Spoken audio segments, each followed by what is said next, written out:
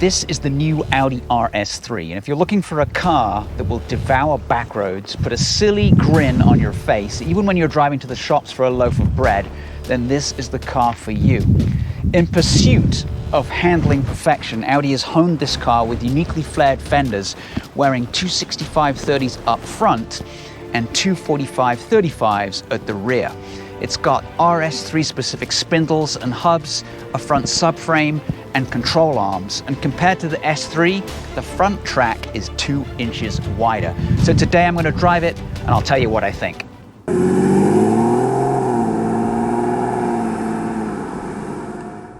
So many people think, well, why not just buy an S3 and chip it? Well, the problem there lies in that you've got a completely different suspension, as I just mentioned, and you're also down one cylinder. Can you guess how many cars are available today in the US with a 5-cylinder engine? I mean, currently in production? Yep, it's just this one. So let's get straight to the point. Under the hood is that very 5-cylinder 2.5-liter turbocharged engine with 401 horsepower, 369 pound-feet. It's got 7 more horsepower than the previous model and 15 additional foot-pounds, driven through an excellent 7-speed DSG. It's a slightly stronger unit than in the S3, and it's got completely different ratios. Launch it from a stop and it'll take 3.3 seconds from standstill to 60, a little bit quicker than the old model. You may be familiar with the Golf R, which has a very similar suspension setup as this. It has 2 clutch packs, one on each axle, which can shuffle torque between the two, and that virtually eliminates understeer on this very car. Now, it also can send up to 50% of the torque to the rear. The RS3 has a very aggressive body style, particularly up front. It's got to house these slightly larger wheels at the front than at the rear, so it's got these kind of nice looking extra wide fender flares. So since this has the black optic package, everything is blacked out at the front. It's got real air intakes right here, which is nice. And then when you go to lock it, it does a little dance and then spells out RS3. And if you could see that, it spells RS3 in this little pane right here. Pretty cool stuff with their LED lights. So as well as the black optic package, it has the carbon fiber package, and that adds this rear wing at the back for a little bit more stability. At the back, again, the black treatment continues. You get these massive oval tailpipes. The exhaust is pretty decent, but I don't think it's as good as the 2018 RS3 that I drove. That one was a little bit louder than this, even when you put it in the various different aggressive drive modes. It's not as loud as I'd like, and of course it has a soft limiter, so it's really hard to check out how loud it is when you're in a parking lot. So I dare say I wouldn't opt for this Kyalami green color. It's named after the South African racetrack. It's a little bit too bright for my tastes. I'd prefer something a bit more subtle that doesn't attract the highway patrol. So this RS3 starts at $59,985, which I think for the performance that you get is an absolute bargain, but beware of checking too many option boxes. It says the RS Performance Package gives you a head-up display, gives you a Bang & Olufsen sound system, it gives you a whole bunch of other goodies inside the car as well. Now, that exhaust at the back that I just mentioned, that's the performance exhaust, and it's $1,000 extra. I don't know if it's worth it. It doesn't give you any more horsepower, obviously, and it doesn't give a great sound either, so you got to think about saving some money somewhere.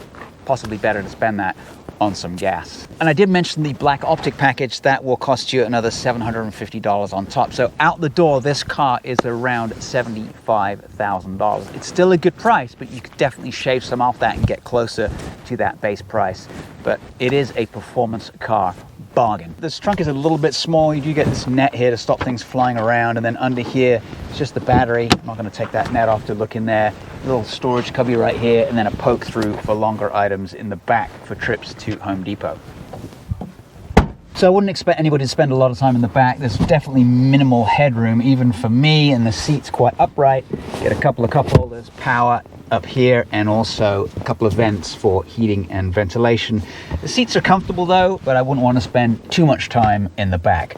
That's the seat you want to be in.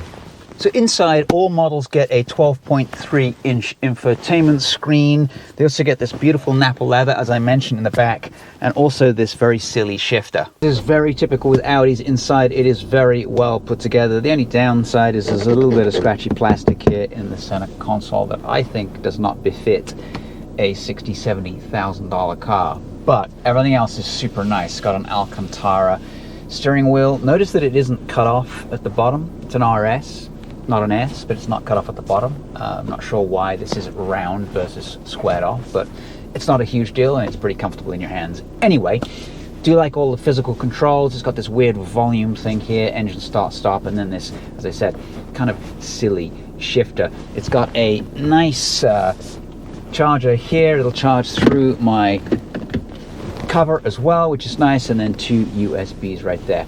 Across here you've got some of the important buttons. Parking sensors, not so much. Traction control off, yes, and drive select. I'll show you that in a second. And then here's the HVAC controls, all super easy to use. Now, one of the packages I mentioned earlier gives you little bits of green in spots, like on the edge of the seat here, the stitching, and then also you'll see these green in these vents. You'll have to decide if that's actually worth it, that you want those to match the color of the outside of the car. So clearly, if you buy yourself an RS3, you're really interested in A, not having any passengers in the car, and B, driving fast. So down here is your drive select button. There's also an RS button on the steering wheel here. So press the button down here and you get 3 flavors: comfort, auto, and dynamic. Dynamic sets everything up to max attack. I don't like it because the suspension's too hard and it jiggles all over the place. Comfort is nice for around town, and then you've got auto, so you just toggle between the 3. So the interesting controls are here. You've got RS Individual and RS Performance. So RS Individual, you can hit the pencil.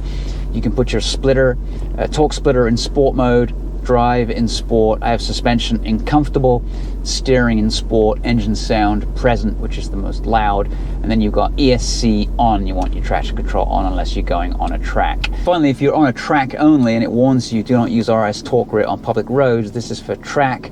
If you activate this, it basically allows all of the torque to pass from one wheel to the other and making the car oversteer. It's almost like it's a drift mode, but it isn't. So now that we've got our settings saved in the system, we can hit the RS button here and we can go into individual mode, or we can hit it again and go into performance mode. Now it does cut out the Audi presense. It doesn't limit anything else, and it gives you a very aggressive mode. And then you click it again and you go back into what you were before, which is in comfort. I like this mode, individual. You got a G meter on the left, you've got your revs in the middle, you've got your speedo in the middle, and then percentages for power and torque. That is all you need to know. So from now on, once you set it in the main screen, you can just hit this RS button and off you go. Everything else inside is pretty much like the S3, so if you want to see all the little details and the little bits and bobs in here, you can. If you check that out, I'll put it at the end of this video. All right, let's drive this thing. Let's start off in the most comfortable mode here. But I flipped the transmission switch to S, so you can hear it holding the gears. Right, let's press the RS button. We'll go into RS Individual. It's my favorite. The other one is a little too aggressive with hanging on to the gears. This one is phenomenal. Now you can hear that exhaust, and I do believe it isn't as good as the previous model. Last one I drove was in 2018, as I mentioned. But let's see what this new suspension does when we're going around these bends here, and it doesn't want to understeer at all. Power out. Yeah, this thing goes. Definitely feels a little bit more powerful now. The torque doesn't kick in to around 3,500 RPM, whereas the old one, that kicked in at about 1,700. So you got to keep the revs high, which is the reason why this individual mode and probably the performance mode has been programmed for that very specific thing, to hang on to the gears a little bit more. Now, one thing that I have noticed, it has got these carbon ceramic brakes, and they're a little noisy. So from time to time in this video, you're going to hear sort of a squealing noise. It's actually quite bothersome. It's bothered me enough that if I were to spec this car, I might just go for the steel brakes. If you're going to go for you know, to a track, you're going to track this car, then yeah, get the ceramic brakes, but be prepared for some noisiness, because these are loud. So first impressions are really good. It feels really hunkered down. It feels really good. The chassis feels really compliant, especially in this mode where I've got the suspension slightly softer. Comfortable mode, not comfort. It's slightly different, but the suspension is softer. The damping is good. These modes are bumpy. There's some potholes. Typical California roads. So doing about 3,000 RPM in S4. And it's not going to change up. See, a little acceleration there, it's still not going to change up just because it's in that individual mode. Steering also doesn't get very affected by the different modes. The steering stays fairly light, but I do like it. It's precise.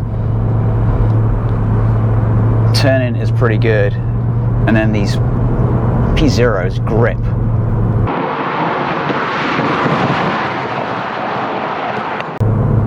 Obviously, considering there's even more rubber on the front, that does help to mitigate any understeer. So only really when you're in like a tight turn at slower speeds does it feel like it wants to push on, but in these particular corners, it does a really good job.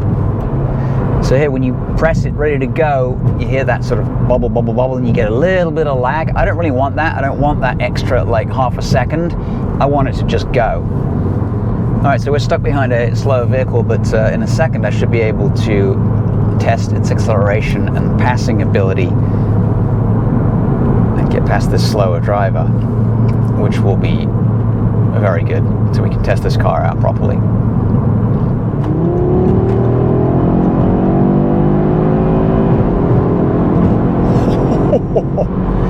This thing goes. That's the noise of the brakes again. All right, slowing down for this right-hander. Yeah, this thing has got grip, endless grip. Power back out again.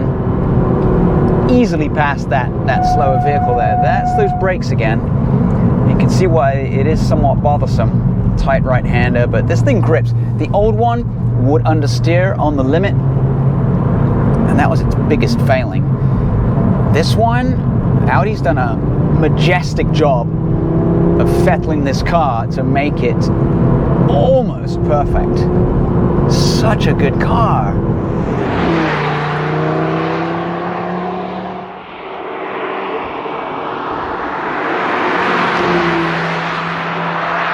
It's compact, it's light, it's got 400 horsepower, or probably more than that, seeing as most German manufacturers are very conservative with their horsepower numbers.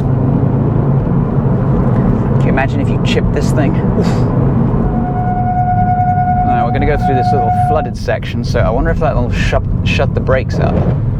There we go. Because they're really beginning to annoy me. To dry the tires off a little bit. Makes a pretty good noise inside. Now it has the performance exhaust, as I mentioned. It's $1,000. I don't know if it's worth it. It doesn't sound as good as the old model. I think it might be its biggest failing. It needs a better exhaust. All right, power out. You feel the traction control systems, the torque, the clutches at the back and the front fighting to give it grip. This has to have more than 400 horsepower. The big question is, this is a 2022, Audi doesn't have the 2023s out yet. I'm sure there'll be one available for 2023, but then will that be it? Will this be the last of these compact gas sedans as everything slowly moves towards electrification? I'm really glad that they built this. You know, they could have just like sold the same one with, you know, a few add-ons and maybe a small horsepower bump, but they've actually spent a lot of time making this thing handle so much better.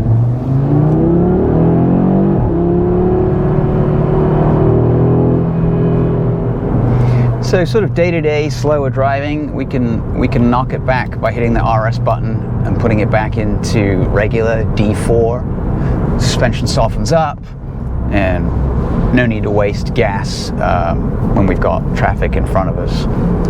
So just cruising along as an everyday sort of commuter car, it's a nice, comfortable place to be. The seat is Germanically hard, but it's got multiple adjustments. I wish the seat were Alcantara instead of this sort of slippery leather, but one thing I can say, and I can't say this about every Audi, but this particular RS3 has the best heated seats of any car that I've driven. I mean, they are literally hotter than the center of the earth. You put it on 3, they heat up really fast. It's been great during this chillier weather we've been having. And then I have to turn them down. I just turned them off. It's too damn hot.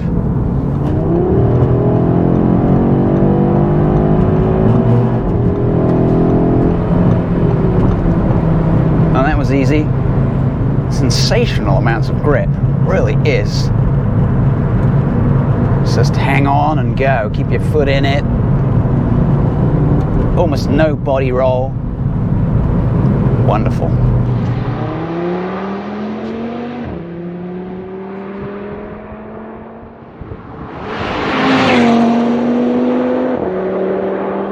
All right, so what do we think? Well, is this car worth it? I think so. It has been painstakingly optimized for absolute and total fun. It's eliminated understeer. It's an unbelievably fantastic little performance package. Now, there is the M2 coming along that might best it. I think it's better than the Mercedes A45 AMG by a mile, and Audi has honed this thing to absolute perfection. Once again, thanks for watching. We appreciate it. Like, subscribe, and we'll catch you next time with another video. Out.